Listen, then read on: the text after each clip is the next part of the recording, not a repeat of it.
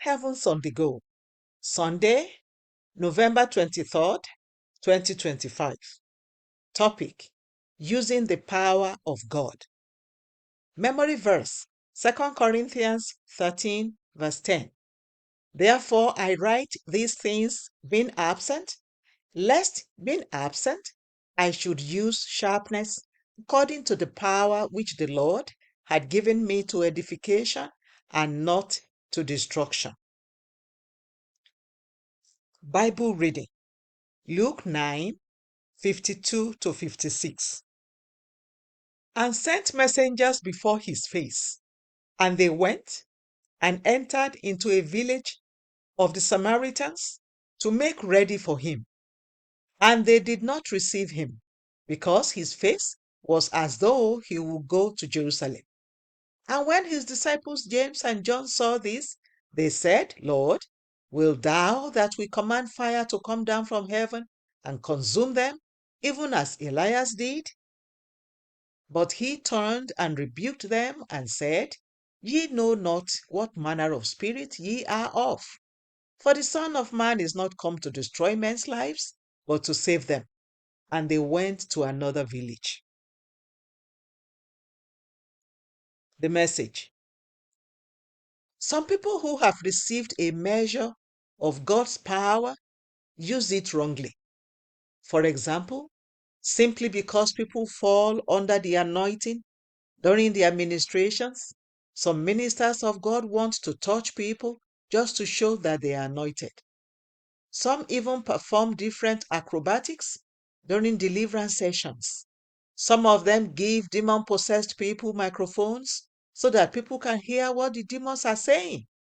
All of these are unnecessary and wrong. Ministers of God should simply cast demons out of people to set them free. They shouldn't embarrass the people they are trying to deliver because they want to show that they are anointed. The power of God isn't a tool for punishment, but for bringing joy to the hearts of people. When God gives you a measure of His power, it is for you to give life to dead things and bring glory to Him, not for you to show off or seek personal gain or vengeance.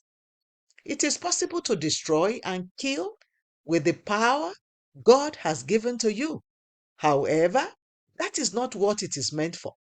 This is why most mature believers are usually slow to speak and try not to get angry no matter what people do to them.